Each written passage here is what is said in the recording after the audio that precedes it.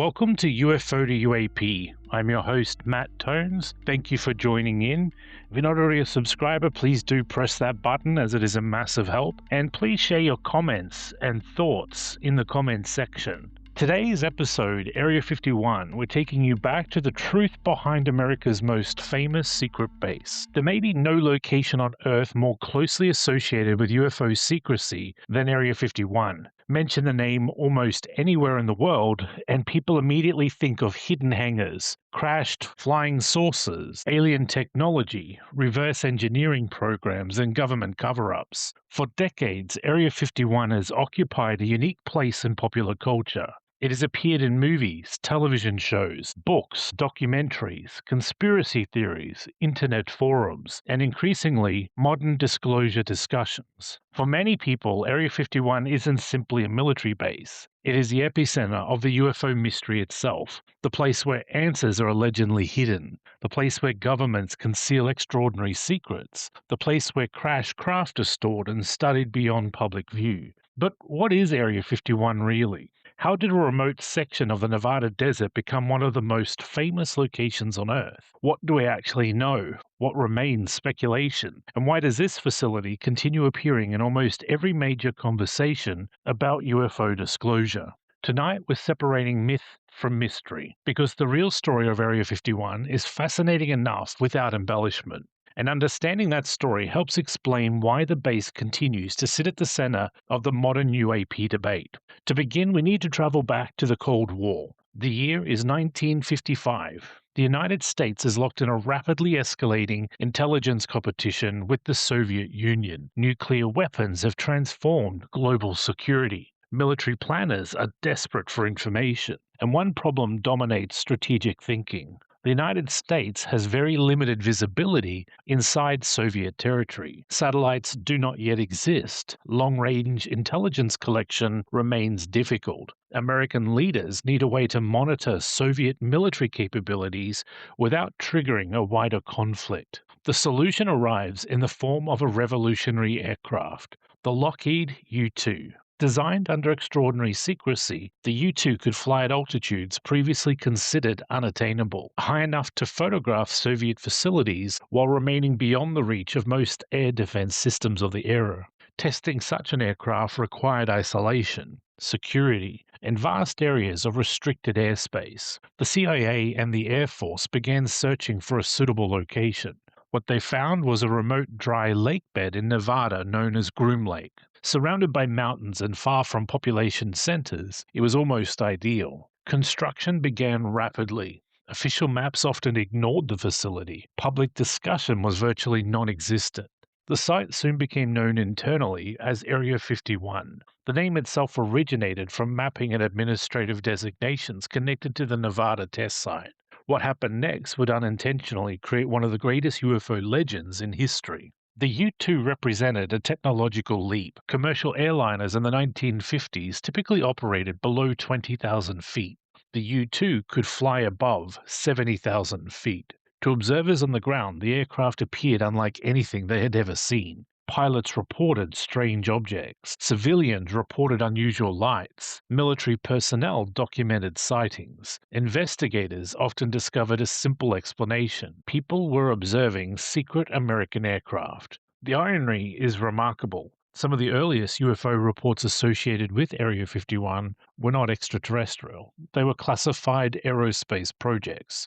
Projects so advanced that even experienced observers struggled to identify them. The pattern repeated itself throughout the following decades. After the U-2 came the A-12 Oxcart, then the SR-71 Blackbird, then stealth technology programs. Each represented capabilities that appeared impossible to outside observers. Each generated speculation. Each contributed to the growing mythology surrounding Area 51. And yet the secrecy itself created another problem. When governments refuse to discuss what is happening behind closed doors, speculation fills the vacuum. People naturally ask questions. What are they testing? Why is it hidden? Why can nobody go there? What is the government trying to conceal? Over time, those questions evolved. The base ceased to be viewed merely as a location for advanced aircraft testing. Instead, it became something larger. a symbol of hidden knowledge, a symbol of the possibility that governments know more about UFOs than they are willing to reveal. This transformation accelerated dramatically during the 1980s because that was when a man named Bob Lazar entered the story and everything changed. Before Bob Lazar, Area 51 was largely known among aviation enthusiasts and military researchers. After Bob Lazar, Area 51 became a global phenomenon. His claims would ignite one of the most controversial debates in UFO history, a debate that continues to divide researchers, skeptics, intelligence analysts, and disclosure advocates to this day. And to understand why, we first need to examine exactly what Lazar claimed to have seen. In May of 1989, a Las Vegas local television show aired an interview with a man whose face remained hidden in shadow. His voice was disguised, his identity concealed. He used the name Dennis. At first, few people paid attention.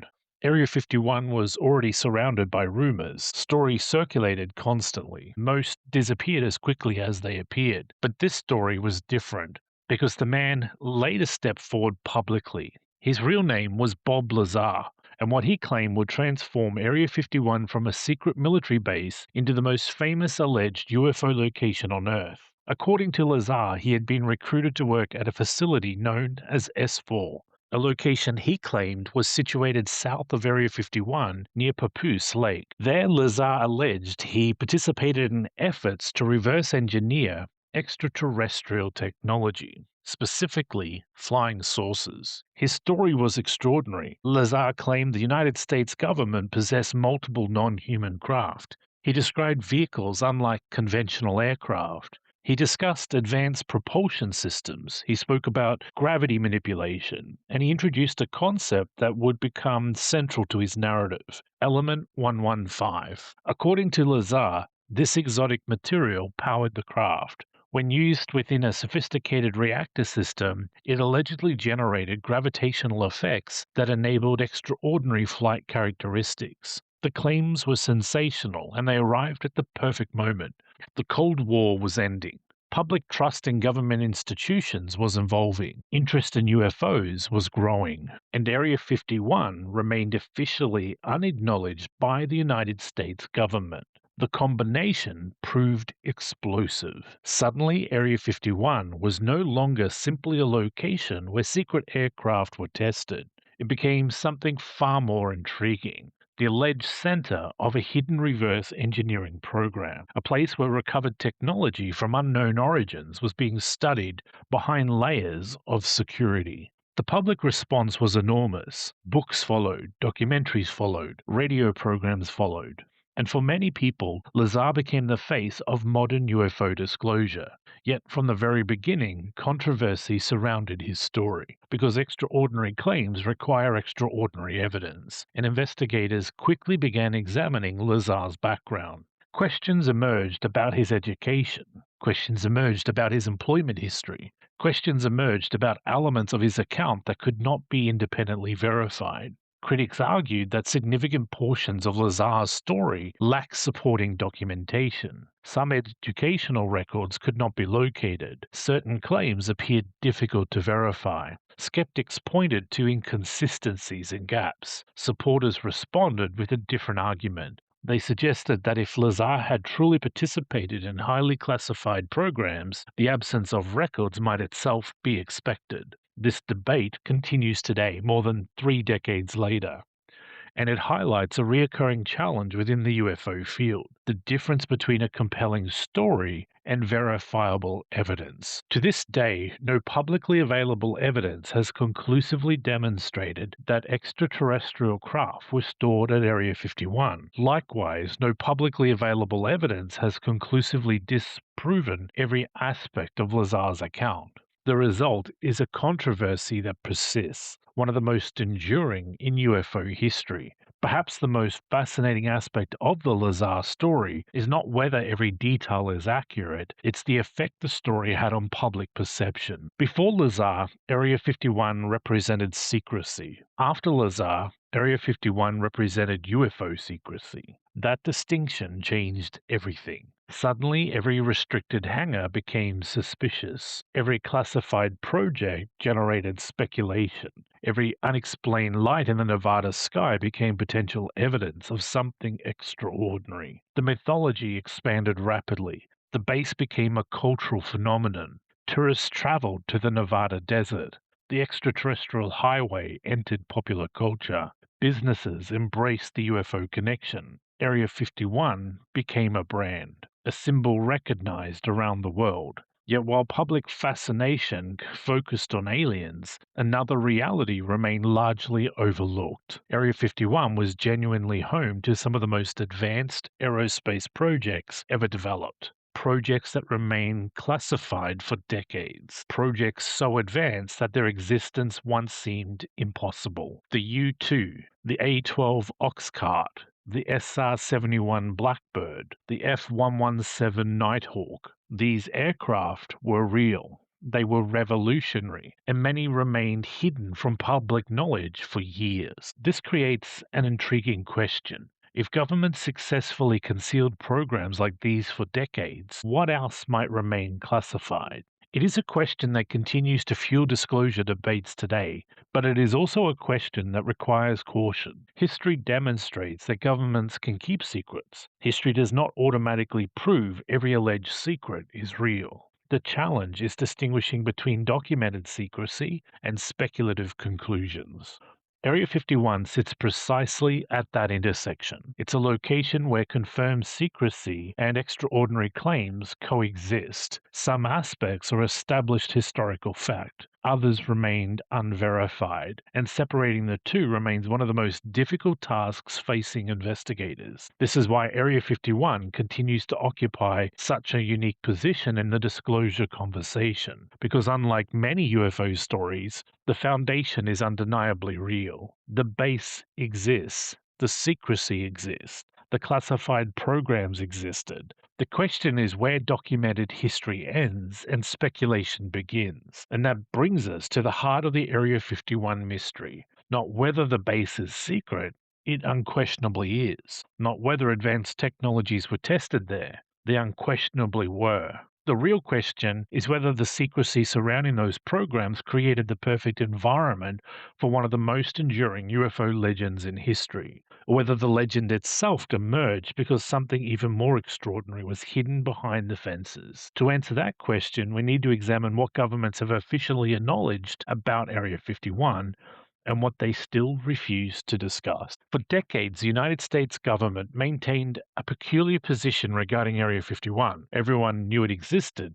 Pilots knew, local residents knew, researchers knew, journalists knew, foreign intelligence services almost certainly knew. Yet officially, the facility remained unacknowledged. Is one of the worst kept secrets in the world, and that paradox only fueled public fascination. When governments refuse to acknowledge something obvious, people naturally begin to wonder what else might be hidden. That curiosity became part of the Area 51 legend. The secrecy itself became evidence in the minds of many observers. Not evidence of extraterrestrial technology, but evidence that important information was being withheld. Then, in 2013, something unusual happened. The CIA officially acknowledged Area 51. The confirmation came through documents released under the Freedom of Information Act relating to the history of the U-2 reconnaissance program. For the first time, the government publicly recognized what had been long known. Area 51 existed.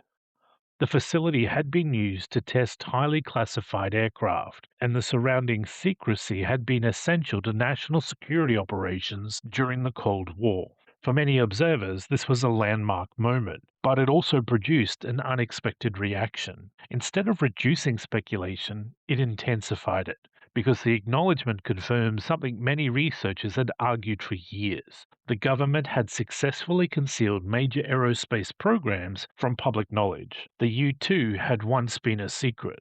The A-12 had once been a secret. The F-117 stealth fighter had once been a secret.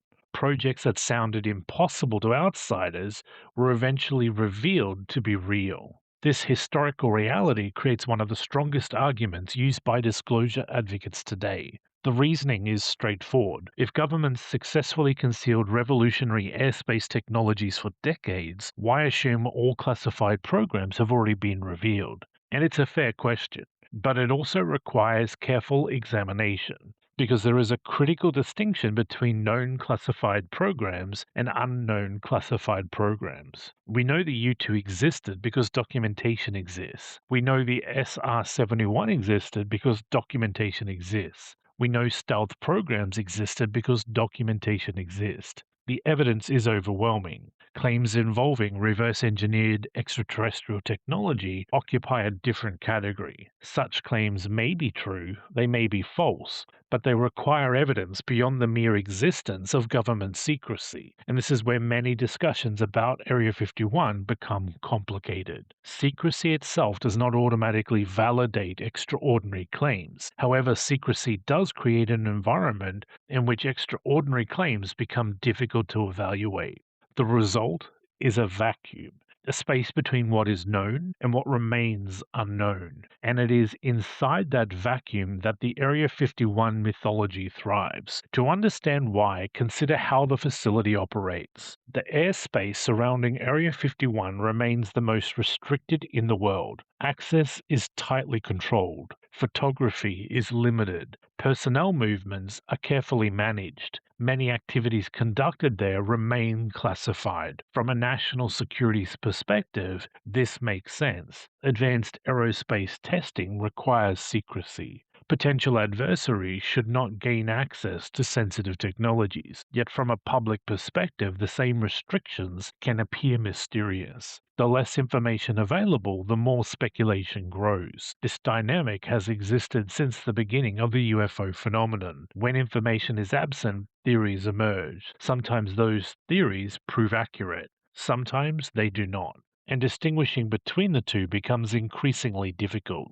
This brings us to an important observation. Area 51 has become far more than a military installation. It has become a symbol of hidden knowledge, a symbol of government secrecy, a symbol of the possibility that extraordinary information exists beyond public view. The symbolic power of Area 51 may actually exceed its operational importance, because even if every activity occurred there was revealed tomorrow, many people would simply assume the real secrets have been moved elsewhere. The legend has become self-sustaining, and yet despite decades of speculation, one fact remains undeniable. Area 51 played a central role in some of the most significant aerospace developments in modern history. Aircraft tested there changed military strategy, changed intelligence gathering, changed aviation itself. The technologies developed in the Nevada desert helped shape the modern world. That alone makes Area 51 historically important. The question is whether that history ends with advanced aircraft, or whether it extends into something far more extraordinary. And this is where modern disclosure debates enter the conversation. In recent years, discussions surrounding crash retrieval programs, reverse engineering efforts, and non-human technology have reintroduced Area 51 into public discourse. Whistleblower allegations, congressional hearings, declassified documents,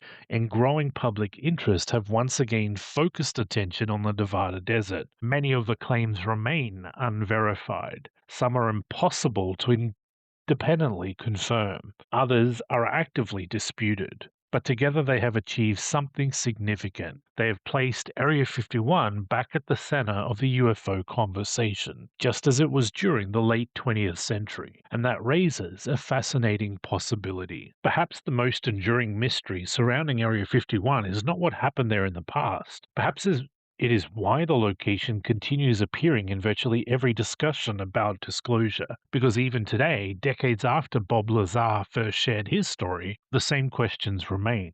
What is being tested there now? What remains classified? How much has already been revealed? And how much remains hidden? Those questions have transformed a remote military facility into a cultural phenomenon, a place where history, secrecy, technology, and speculation intersect. And perhaps nowhere else in the world does that intersection occur more dramatically than Area 51. So, after decades of speculation, secrecy, documentaries, whistleblower claims, and government denials, what is the truth behind Area 51? The honest answer is both simpler and more complicated than people expect. Area 51 is not a myth. It is not a conspiracy theory. It is not a fictional location invented by Hollywood.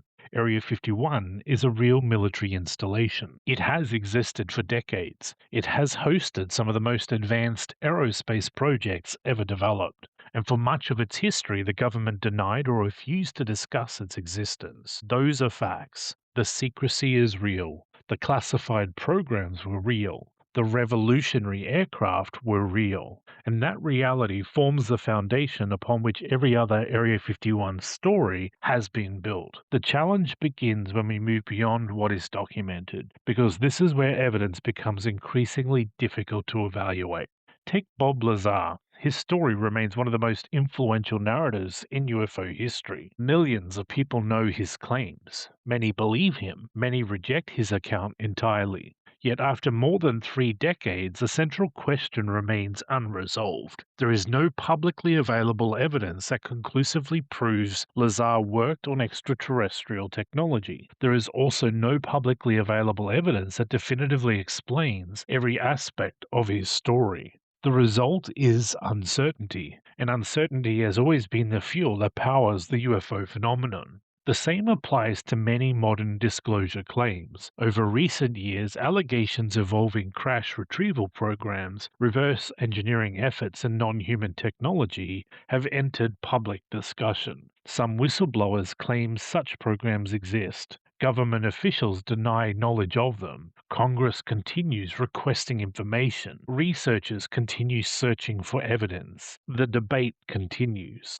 What makes Area 51 unique is that it sits at the center of all these competing narratives. It is simultaneously a proven location of extreme secrecy and an alleged location of extraordinary secrets. That distinction is critical because proven secrecy does not automatically validate every claim associated with it. Yet proven secrecy does make those claims more difficult to dismiss outright. And that tension explains why Area 51 remains so compelling. It occupies the narrow space between certainty and speculation. Some aspects are documented, others remain unknown. The public can see the fences, but not beyond them. The public can examine declassified programs, but not current classified projects. The public can review historical records, but not necessarily everything that remains protected by national security restrictions. And whenever information is restricted, curiosity follows. This has been true throughout history. The less people know, the more they want to know. Area 51 may be the ultimate example of this phenomenon because over time the base became larger than the facility itself. It became a symbol of hidden knowledge, a symbol of unanswered questions, a symbol of the possibility that governments possess information they have not fully disclosed. Whether that information involves advanced aerospace technology, foreign intelligence programs, or something even more extraordinary remains the subject of intense debate. What is certain is that Area 51 changed how the public thinks about secrecy. Before Area 51 became famous, many people assumed that major government programs would eventually become known. Area 51 demonstrated that significant activities could remain hidden for decades. That realization fundamentally altered public perception, and it continues influencing the disclosure conversation today. Perhaps the most important lesson of Area 51 is not about aliens, not about flying saucers, not even about government secrecy. Perhaps the lesson is about uncertainty, the ability to hold multiple possibilities simultaneously, to recognize what is documented, to acknowledge what remains unknown, and to resist the temptation to replace unanswered questions with assumptions. The strongest investigations are not built on belief, they are built on evidence. That principle guided the Army Air Force's investigators we discussed in our previous episode. It guided Project Blue Book, and it continues guiding modern investigations today. Area 51 deserves the same standard. Separate fact from speculation, documented history from unverified claims, evidence from assumption. When we do that, something interesting happens. The real story remains fascinating, even without extraordinary conclusions. A remote military facility, Cold War secrecy, revolutionary aerospace technology, decades of public curiosity, whistleblowers, disclosure debates, congressional interest, and a mystery that continues to evolve. That alone is an extraordinary story. And perhaps that is why Area 51 endured while so many other UFO stories have faded away. Because Area 51 is not merely a location, it is a mirror. A reflection of humanity's relationship with secrecy, technology, power, and the unknown. As long as questions remain unanswered, Area 51 will continue occupying a unique place in the public imagination, not because we know exactly what happened there, but because we don't. And in the world of UFOs and UAP, unanswered questions often prove more powerful than answers themselves. Thank you for joining me for this episode of UFO to UAP. If you enjoyed this investigation, please follow the show, leave a review, and share this episode with others interested in Area 51, UFO disclosure, military history, classified aerospace programs, Bob Lazar, and the continuing search for answers. Next time, we'll examine one of the most enduring themes in the UFO mystery itself, the UFO cover up. What Hollywood got right, what Hollywood got wrong, and why the idea of hidden knowledge continues to shape public perception of disclosure. Until next time, stay curious, keep questioning, and remember, sometimes the most famous secrets are the ones hiding in plain sight.